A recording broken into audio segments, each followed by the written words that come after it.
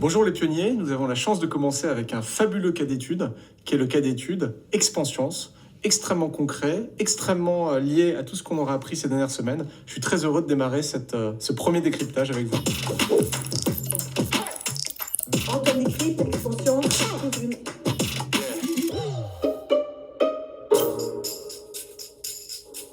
Pour chaque cas d'étude, nous allons traverser 7 grandes questions pour décrypter l'aspect régénératif de l'entreprise. Régénératif? On dirait pas plutôt régénératif? Bon, je vous préviens les pionniers, va falloir vous habituer à la prononciation d'Antoine. Commençons par la première question. Qu'en est-il de l'ambition régénérative d'Expanscience? Quels sont les mots du leader, en l'occurrence Sophie, pour parler de l'ambition régénérative d'Expanscience? Alors il y a plusieurs choses qui sont assez frappantes. D'abord, l'engagement d'Expanscience en faveur du climat et de l'environnement, il ne remonte pas à hier, il remonte à 2004, donc il y a longtemps. Le second point qui me frappe beaucoup dans les mots de Sophie, c'est sa façon, pour expliquer l'ambition régénérative de son entreprise, de revenir à la source de l'entreprise, à sa raison d'être, en 1950. Elle la formule, cette raison d'être, assurer le soin et l'hygiène des nouveau-nés. Et elle part de ça pour expliquer finalement que la façon d'honorer cette raison d'être en 2023, c'est bien de s'assurer que ces nouveau-nés qui viendront des enfants, des adultes, puissent continuer à vivre dans un monde habitable. Le troisième élément qui me frappe, c'est l'urgence et la gravité. On parle de limites planétaires, on parle d'effondrement, on parle de 10-15 ans, on n'est pas sur un long terme. Et donc ça montre bien qu'on a en face de nous une entreprise, un leader, qui a saisi l'enjeu et la gravité de la situation, et donc qui a envie de mettre en mouvement son entreprise. Deuxième question, en quoi le leader nous montre qu'il est aligné au-delà des murs de l'entreprise? Alors Sophie ne le dit probablement pas à la caméra, parce qu'elle est très humble, mais Sophie est vraiment le visage de beaucoup du régénératif en France, sur le marché, parce qu'elle s'engage. Elle s'engage notamment dans la CEC, la Convention des entreprises pour le climat. Et donc cette capacité à porter le message hors les murs d'Expanscience est bien aussi une manifestation d'une ambition régénérative large, systémique, à l'échelle du marché. Troisième question pour qualifier l'ambition régénérative, le renoncement. En quoi Expanscience a renoncé? Je vais m'arrêter sur un renoncement majeur et symbolique, ce sont les lingettes en 2027, c'est quand même 20% du chiffre d'affaires, et Sophie nous annonce qu'elle a décidé d'y renoncer. Ce qui est très intéressant, c'est ce que dit Sophie aussi pour expliquer tous ces renoncements. Et il n'y a aucun renoncement qu'on ne peut pas faire si on l'anticipe suffisamment en avance. Et je pense que le lien renoncement-anticipation est un lien extrêmement important, extrêmement intéressant pour nous autres pionniers. Le deuxième concept qu'on va explorer, c'est celui de la paire de lunettes. Commençons par cette question, est-ce qu'Expanscience voit de la Terre partout dans ses parties prenantes, dans son écosystème? La réponse, clairement, c'est oui. Et d'ailleurs, Sophie en témoigne, elle se dit dépendante de la Terre pour énormément de ses produits. On parle de 100 matières premières, et Sophie nous donne des éléments assez concrets, elle nous parle des abeilles, du sol, des vers de terre. Et donc oui, on est en face d'une entreprise qui a compris sa dépendance, et qui va jusqu'au bout du raisonnement d'ailleurs. Sophie le dit. On a beaucoup d'impacts négatifs aujourd'hui chez Expanscience. Il ne faut pas se leurrer, 99% de nos ingrédients, ils sont issus de la nature. Moi, j'aime beaucoup cette lucidité et en tirer aussi les conséquences quant à l'évolution de l'entreprise demain. Deuxième question de ce concept de la paire de lunettes, est-ce que l'entreprise Expanscience accorde la même importance aux parties prenantes humaines et non humaines? Il y a quelque chose qui m'amène à me dire que oui, et que la réponse est positive, c'est qu'à un moment donné, Sophie emploie le terme non humain. Alors non humain, vous en conviendrez, c'est pas très usuel sur le marché, et le fait qu'elle formule ce concept montre bien qu'elle a réfléchi et qu'elle réfléchit en équivalence sur l'humain et le non humain. Ouvrons à présent le troisième chapitre, celui de la boussole du vivant. La question qu'on se pose, quand on regarde le lien d'Expanscience à ses parties prenantes, c'est quels sont les principes du vivant les moins ou les plus honorés. Commençons par Expanscience et la Terre. Le principe pour moi du vivant qui est le plus honoré, c'est celui de la croissance limitée. Pourquoi? Parce que Expanscience nous en parle à de nombreuses reprises. Expanscience renonce à grandir, renonce à certains produits, et donc c'est une façon indirecte de préserver la partie prenante Terre. On parle des lingettes, le mot est fort. La responsable marketing dans le reportage parle d'un produit qui est un pollueur à usage unique. Le mot est très fort et montre bien que Expanscience résonne en croissance limitée de manière à préserver ses parties prenantes Terre. Le deuxième principe du vivant qui est bien respecté, je trouve, c'est le zéro déchet. Le vrac, l'absence de plastique, l'upcycling, tout ça, ce sont des initiatives d'Expanscience pour réduire un maximum les traces laissées sur l'environnement et les parties prenantes Terre. Explorons maintenant le lien d'Expanscience à sa partie prenante territoire. Alors là, j'ai pris énormément de plaisir. Je trouve le cas extrêmement intéressant. Pourquoi? Parce qu'il y a un principe du vivant qui est très exigeant, mais qui est très bien respecté par Expansions, c'est le principe de singularité. Et c'est la directrice RSE qui nous en parle. On s'est demandé, mais est-ce qu'on connaît vraiment notre territoire ? Le vraiment est très important. Et ça donnait lieu à un exercice de description, de compréhension du territoire d'Expansions dans un rayon de quelques kilomètres. Et le mot qui est employé est intéressant. Ce territoire, Expansions l'a exploré comme un organisme vivant. Et donc ce principe du vivant de singularité, il est éminemment respecté. Le second principe du vivant bien respecté, c'est celui de création continue. Il y a 2 exemples très concrets qui sont donnés dans le reportage, où Expansions s'est mise au service du co-bénéfice de beaucoup de parties prenantes. Le premier, c'est l'eau. Elle a pas mal d'eau usagée liée à ses process industriels. Et bien cette eau va directement alimenter une ferme à 15 km pour produire du biométhane et du gaz vert. Le second, c'est toute l'énergie qui est passée pour le processus du traitement du froid dans l'usine sert à chauffer, in fine, les bâtiments administratifs de l'entreprise. Oula, attention Antoine. Réutiliser ou valoriser l'eau et l'énergie plutôt que de les jeter, ce n'est pas vraiment le principe de création continue.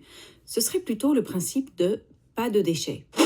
Allez, un dernier principe du vivant pour la route, il y en a 3, c'est exceptionnel, c'est le principe de sous-optimalité qui est également assez rare dans les entreprises de nos jours. À partir du moment où ils relocalisent une partie de leur activité sur ce territoire, ils sont davantage résilients en cas de crise, en cas de gros pépins, en cas d'effondrement. Et donc ce principe de sous-optimalité, il me semble aussi parfaitement honoré sur ce territoire d'Expansions. Explorons maintenant la partie prenante, collaborateurs. Alors là, le principe du vivant qui me saute au visage, c'est celui de la création continue. La création continue de chaque collaborateur qui sont en capacité, parce qu'ils sont formés, et Sophie y revient très souvent, qui sont en capacité de réinventer leur métier, de le changer, de le transformer, et donc qui deviennent d'une certaine façon, on a le sentiment, co-créateurs de leur fiche de poste dans le temps de cette transition pour Expansions.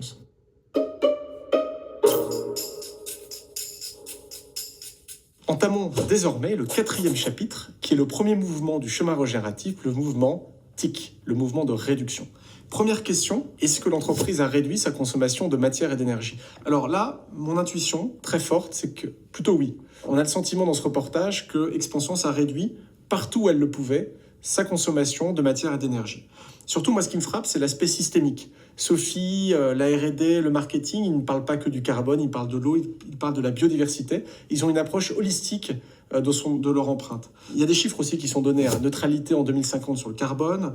Il y a des nombres absolus qui sont donnés en termes d'économie de carbone, 1500 tonnes liées à la suppression du plastique dans les lingettes. Et il y a surtout un alignement qu'on voit jusqu'au moindre détail. Je ne sais pas si vous vous souvenez, dans le reportage, on parle du site internet. Il n'y a pas de vidéo sur ce site. Pourquoi ? Parce qu'il est allégé au maximum, de manière à alléger son empreinte carbone, in fine. Et puis le marketing, là c'est magnifique. On a un exercice de marketing complètement métamorphosé, où la responsable nous dit qu'elle n'aime pas les éditions limitées, qu'elle veut éviter maintenant d'avoir trop de produits, et elle renverse finalement complètement la logique du marketing dans le sens de la réduction des produits, la réduction des messages publicitaires, etc., etc. Donc pour moi, c'est un grand oui. On a une entreprise résolument engagée sur le mouvement TIC de réduction. Deuxième question de ce mouvement TIC, est-ce que l'entreprise a fait évoluer son modèle économique ? Mon intuition, c'est plutôt pas. Elle est restée assez stable dans la manière dont elle gagne sa vie. Mais là, j'ai vraiment besoin de l'aide de Christophe, notamment parce que Sophie nous exprime un besoin d'aide. Elle nous dit, moi, j'ai renoncé à une croissance en volume, je suis en stabilité. Mais donc, qu'en est-il de ma capacité à investir pour réussir à adapter l'entreprise ? Et donc, la question que j'aurais envie de poser après à Christophe, c'est comment combiner stabilité dans les volumes avec capacité d'investir pour réussir cette transition. Visiblement, c'est toujours une question pour Sophie, et donc c'est une question pour Christophe. 5e chapitre, le 2e mouvement du chemin régénératif, le mouvement TAC, le mouvement du positif, de la création. La question qu'on se pose, c'est à quel point l'entreprise a-t-elle réussi à régénérer les limites planétaires de manière très très physique. Expansions reste dans une logique d'extraction, et donc ça va être très compliqué, et Christophe nous en parlera, pour Expansions d'accrocher un bilan positif net. Par contre, il y a des choses extrêmement intéressantes, notamment quand Sophie nous explique qu'elle a renversé le cycle de création d'un produit. Avant, il partait de besoins plus ou moins fantasmés du marketing pour aller déduire finalement les aliments, les ingrédients qu'il devait acheter dans le monde. Et là, Expansions renverse complètement le cycle de création. Expansions part du territoire. Pour moi, c'est quand même un signal très très positif d'une entreprise qui a accroché quelque chose du TAC, tout de même sur le chemin du régénératif, en repensant son mode de création.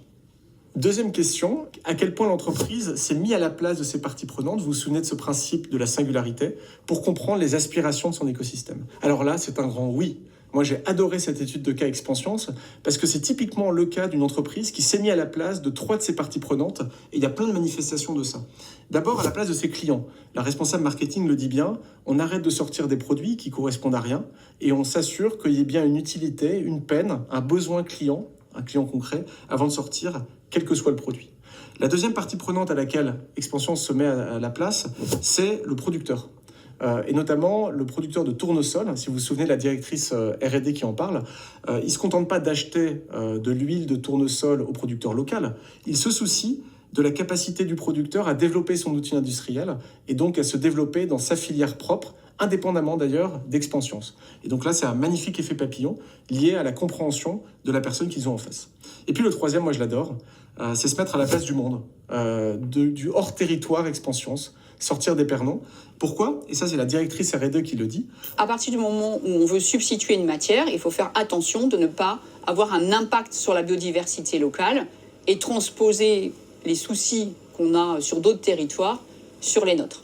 Et donc, il y a ce souci global, le souci de la planète, le souci du monde. Et ça, c'est quand même un magnifique exercice de se mettre à la place. Donc, bravo, chapeau Expansience.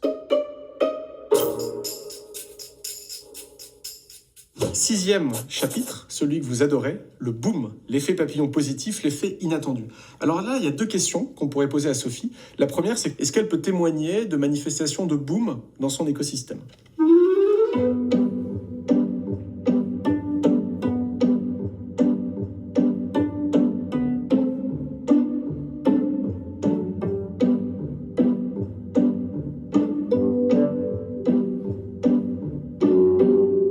Deuxième question à Sophie, est-ce qu'il y a des moments, à contrario, où ça s'est plutôt mal passé et il a été difficile pour Expansience d'entraîner sur ce chemin régénératif sa chaîne de valeur ?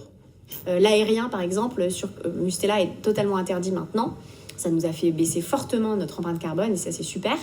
En revanche, sur la rhumatologie, beaucoup de nos clients en médicaments sont des distributeurs qui importent notre médicament et le vendent dans leur pays. Et c'est eux qui font voyager les produits. Et eux se refusent absolument à passer au maritime. Ils veulent travailler sur l'aérien parce que ça va plus vite, que c'est léger. Ils se disent, bon, ça va, c'est pas très cher. Donc, comme ils ne comptent que les euros, ils préfèrent passer par de l'aérien, d'accord ? Donc, aujourd'hui, l'enjeu, c'est comment mes commerciaux arrivent à les embarquer sur ces sujets et à leur montrer que c'est important. Merci Sophie pour cette réponse. L'autre interrogation pour discerner l'effet boom, c'est la question de la disparition. Si le leader disparaît, qu'est-ce qui reste de son action régénérative ? Pas facile de répondre à cette question. Plutôt ballottage favorable en ce qui me concerne. Pourquoi ? Parce que dans ce reportage, on voit plein de collaborateurs, plein de collaboratrices déjà embarqués dans la transition. C'est pas du tout la transition d'un leader seul et isolé, au contraire. Et puis l'autre élément qui m'amène à me dire que ce qui est mis en place, c'est pérenne, c'est résilient, c'est l'actionnariat, il est familial. Jean-Paul a succédé à Paul. Ça permet d'assurer, en tout cas je le pense, une pérennité à la mission que s'est donnée Expansience sur le chemin du régénératif. Le clou du spectacle dans ce décryptage, c'est le 7e chapitre, le 7e concept, l'entreprise régénérative. Et ce qu'in fine, quand on prend un peu de hauteur, Expansience est une entreprise régénérative. Pour ça, j'ai besoin d'un expert, j'ai besoin de Christophe, qui va prendre de la hauteur et qui va assesser, évaluer l'ensemble des dimensions du modèle économique de cette entreprise pour y apporter une réponse.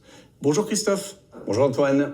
La première question que j'ai envie de te poser, elle est très très simple, elle est concrète et j'exige une réponse très rapide. Les limites planétaires et Expansience, c'est positif ou c'est négatif à la fin de la journée ? Eh bien, à ce jour, Expansience impacte négativement les limites planétaires. Ils engagent des moyens pour réduire leurs impacts négatifs. Ils commencent à expérimenter des projets à visée d'impact positif, mais au bilan, ils sont toujours négatifs. On est bien sur une logique de toujours plus. Revenons sur cette question que Sophie nous pose. Comment on fait dans cette logique de toujours plus si on n'a plus de croissance pour maintenir des capacités d'investissement ? C'est clair qu'à ISO modèle économique, c'est très très compliqué. Il y a plusieurs pistes de réponse. La première, c'est de partir à la chasse aux gains d'efficience. Et les tout premiers gains d'efficience, c'est la chasse aux dépenses superflues. Dans tous les PNL de toutes les entreprises, il y a des dépenses superflues que l'on peut aller chasser, éliminer pour restaurer de la marge de manœuvre en termes de capacité d'investissement. Un deuxième levier, qui est beaucoup plus significatif, c'est une transformation, une innovation en termes de modèle économique. Alors, Sophie n'a pas véritablement développé les chantiers qu'ont ouvert Expansience en matière d'expérimentation de modèles économiques. Et pourtant, ils s'y sont engagés. Aujourd'hui, ils expérimentent des modèles serviciels, à la fois à destination des parents, dans le cadre de l'univers Mustela, à la fois à destination des patients arthrosiques. Aujourd'hui, Expanscience a engagé des expérimentations autour d'un concept de maison des parents et d'offrir un ensemble de services, bien évidemment payants aux familles, aux parents. Ils ont réuni un écosystème de 40 partenaires, des professionnels du soin, de la parentalité, de l'éducation à l'environnement.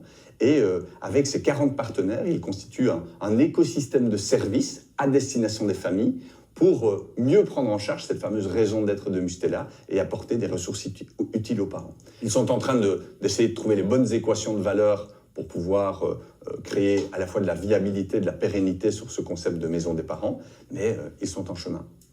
Un point très très important quand on va innover sur un modèle économique, c'est d'interroger le niveau d'adéquation du modèle économique avec la raison d'être de l'entreprise. La raison d'être de Mustela, c'est quoi? C'est d'apporter de la sérénité aux parents pour qu'ils élèvent leurs enfants en bonne santé sur une planète saine. Donc on voit qu'avec ces modèles serviciels, on ouvre des marges de manœuvre nouvelles pour incarner cette raison d'être de manière plus entière. Et puis, il y a peut-être une dernière considération à avoir à l'esprit, c'est que, oui, les investissements qui vont être requis pour mener la redirection socio-écologique vont être assez intensifs en capital. Quand on veut transformer un outil de production pour le décarboner, par exemple, ben effectivement, on parle en millions, dizaines de millions d'euros d'investissement pour transformer les outils de production. Ne perdons pas de vue que investir, c'est améliorer l'outil, c'est demain potentiellement générer des économies qui vont se mettre au service de la robustesse et de la pérennité financière de l'entreprise. Maintenant, abordons la question des impacts positifs que peut réaliser Expanscience.